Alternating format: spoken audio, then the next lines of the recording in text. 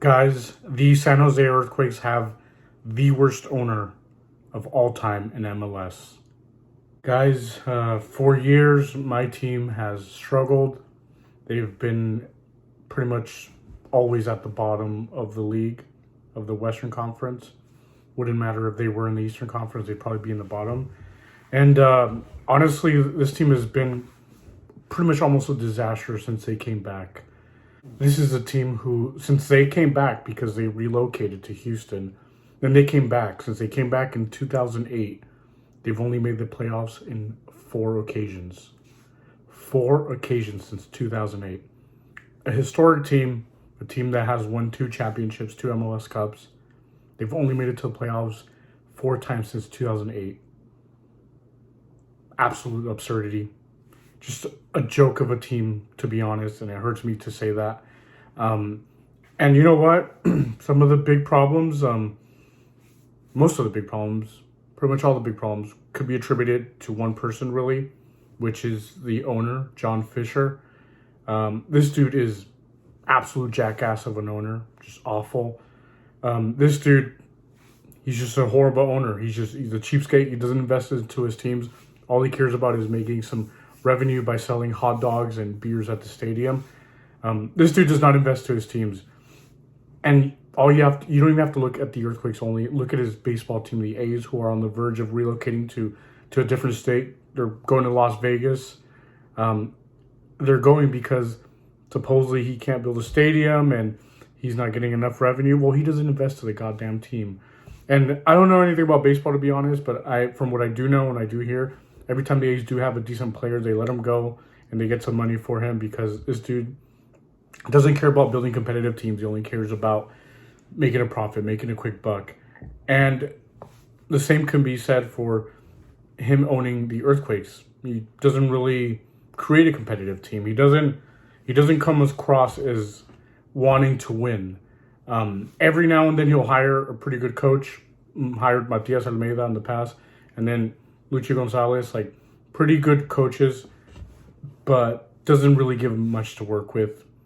You know, we've had failure after failure, designated player. There's only a couple that I could think of that have been any good as that were signed as designated players. Matias Perez Garcia and Christian Espinoza now, who's having a breakout year. Other than that, just horrible DPs that would not be DPs in other teams in MLS. You know, just doesn't know how to help us build a squad, which I know that's probably not his thing. He's probably not a big soccer guy, but, you know, he just doesn't invest. You know, we can't build a decent team.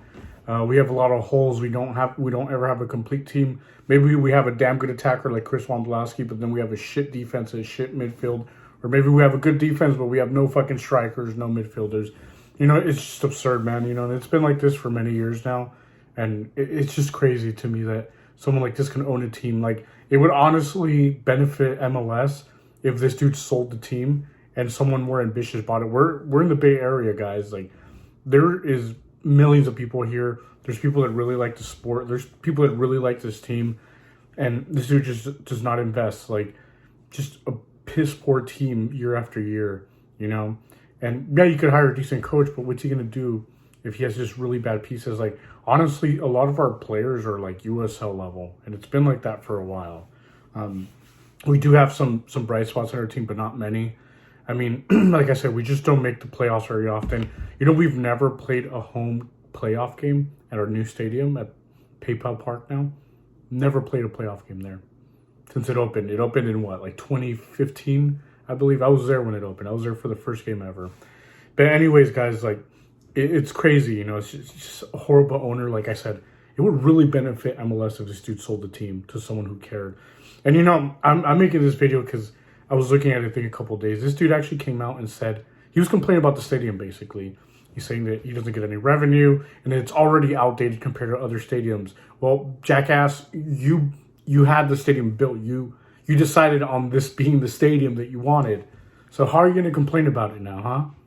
I don't understand that. And, you know, the stadium, I've been in worse stadiums than that. You know, our stadium's obviously not super state of the art, especially not anymore. One of my big problems with the stadium is the lack of atmosphere. And it's not because of the fans. It's the way it's designed, where the executive boxes are on the bottom and all the real fans are up here. So it kind of kills that atmosphere. You know, you look at like St. Louis or LA, all the really passionate fans are so close to the pitch, and it makes such a difference. And here, no, this dude's more worried about selling executive suites to companies for people who don't give a shit about the match. I mean, I walk by these sometimes. I see people just in the middle of in the middle of the game, literally just worried about eating the buffet that's there. You know, just stuffing their faces, which is fine. You can stuff your face at a game, but you're giving all those premium spots to people who don't care, who don't bring an atmosphere to the stadium. It's honestly absurd. It's just absolute money grab. Like, you could tell no one there, most people really don't care. I'm not saying not all people that sit there don't care. I'm sure there's some really passionate fans, but no, they just don't care, man. And, you know, I actually used to have season tickets for the Quakes, but I gave up on that because I'm like, dude, this team doesn't invest. Why am I going to invest? You know, why? Like, this has been my team since I was a child. You know, this is my childhood team.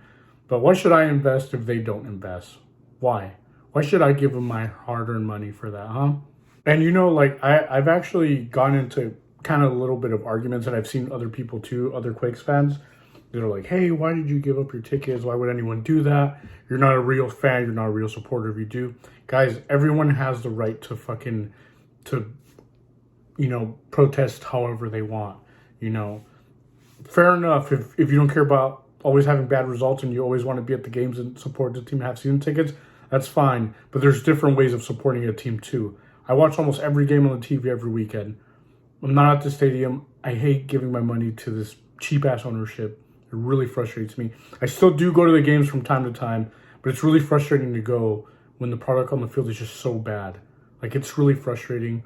You know, I really do love this team. You know, I was bummed the fuck out when they left.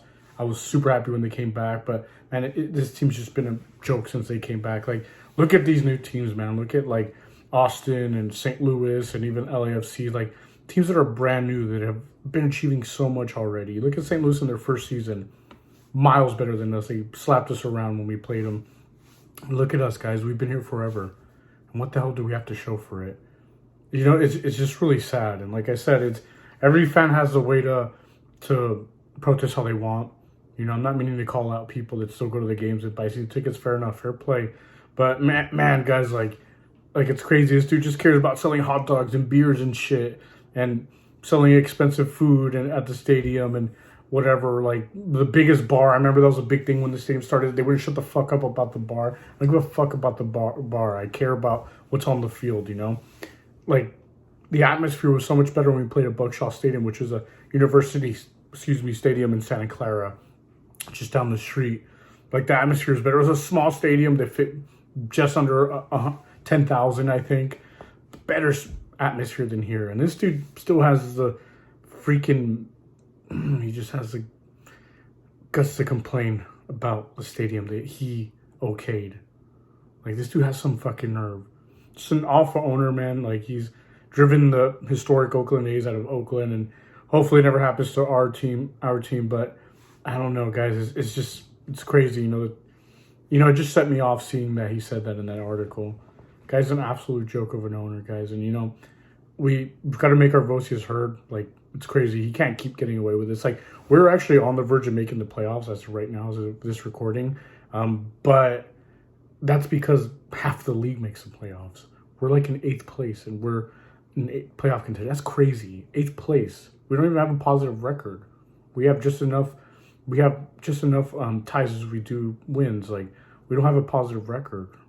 Like, and we're still gonna make the playoffs. That's the only reason why. But we're probably not even gonna get a home game because we're not that good. It's a shame, you know. It's a historic club, and I think, like I said, MLS should push this guy to sell. It'd be better to bring someone who's actually gonna invest. It's absolute shame, man. You know, this dude, he's like, oh, let me bring these Mexican teams to fill up my stadium too when my team's not playing. It's just all about the revenue, which is fine when you're an owner. You want to make revenue, but you also want to be competitive. Who the hell doesn't want to be competitive? Come on. Just look at like Atlanta or LAFC. Like, they like being competitive. Seattle, they like being competitive. Why the fuck can't we be competitive? But anyways, guys, don't forget that John Fisher is a joke of an owner. And don't forget to like and subscribe if you like what you're seeing. And y'all have a good one.